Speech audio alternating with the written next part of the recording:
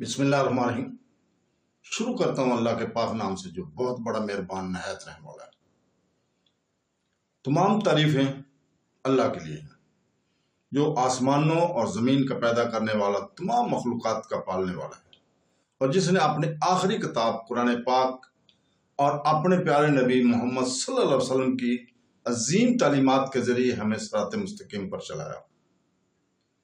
ہم درود و سلام بھیجتے ہیں حضور پاک صلی اللہ علیہ وسلم، آپ کی اولاد، آپ کی آل اور آپ کے صحابہ کرام پر، جنہوں نے ساری دنیا کو ہدایت کا نور بخشا۔ اسلام کے پیارے بھائیوں، السلام علیکم، اور بہنوں، ہمارے اسلامی چینل میں خوش آمدید۔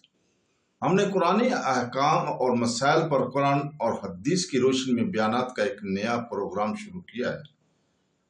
ہمارا مقصد مسلمانوں کو قرآن پاک اور سنت رسول سے جوڑنا ہے، تاکہ ہر سننے والا نہ صرف معلومات حاصل کرے بلکہ اپنے دل، کردار اور روزمرہ کی زندگی کو اللہ تعالیٰ اور اس کے رسول صلی اللہ علیہ وسلم کی ہدایت کے مطابق بدل سکے۔ قرآن پاک صرف تلاوت کی کتاب نہیں ہے، یہ ایک مکمل ضابطہ حیات ہے۔ اللہ تعالیٰ نے قرآن پاک میں سورہ بنی اسرائیل کی آیت نمبر 9 میں فرمایا ہے کہ بے شک یہ قرآن اس چیز کی طرف رہنمائی کرتا ہے جو سب سے زیادہ درست ہے، اور ان مومنوں کو خوشخبری دیتا ہے جو نیک عمل کرتے ہیں کہ ان کے لیے بہت بڑا اجر ہے۔ اس کا مطلب یہ ہے کہ قرآن پاک انسانیت کے مسائل کے حل کے لیے آخری رہنما ہے۔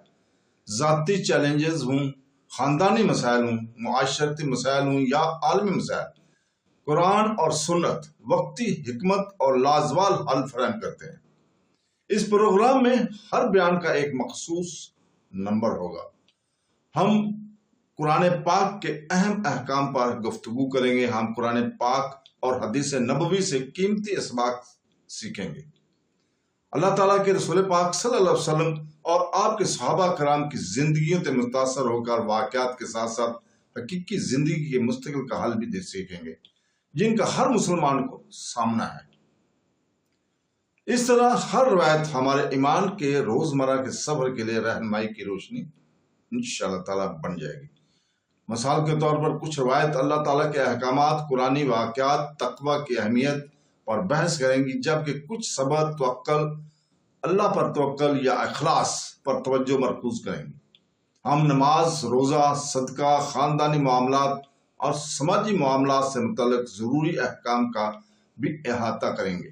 اس کے علاوہ ہم ماضی کے انبیاء کی کہانیاں، صحابہ کرام کی جدوجہد اور اہم اسلامی واقعات کے پیچھے حکمت کا اشتراک بھی کریں گے۔ یہ سب کچھ قرآن پاک اور صحیح حدیث کے حوالہ جات کے ساتھ پیش کیا جائے گا، تاکہ ہم اس بات کا یقین کر سکیں کہ جو علم ہم حاصل کرتے ہیں اور کر رہے ہیں وہ خالص اور قابل اعتماد ہے۔ ہماری امید ہے کہ یہ سلسلہ ہمیں نہ صرف سکھائے گا بلکہ عمل کرنے کی ترغیب بھی دے گا، کیونکہ عمل کے بغیر علم ایسا ہے جیسے پھل کے بغیر درخت۔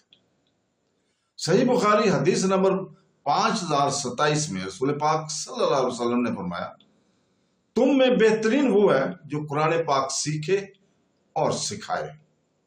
اس لیے جب ہم ہر روایت کو سنتے ہیں تو آئیے اس کی کم سے کم ایک تعلیم کو اپنی زندگیوں میں نافذ کرنے کی کوشش کریں۔ اسی طرح ہمارے دل بدلیں گے، ہمارے خاندان بہتر ہوں گے اور ہمارے معاشرے خوشحال ہوں گے۔ دوستوں، عزیزوں، بہنوں، بھائیوں، بزرگوں، ہم آپ کی حوصلہ افزائی کرتے ہیں کہ ان بیانات کو اپنے خاندان، دوستوں، برادری کے ساتھ شیئر کریں۔ علم پھیلانا جاری رکھ صدقہ ایک شکل ہے۔ علم پھیلانا جاری صدقہ کی ایک شکل ہے۔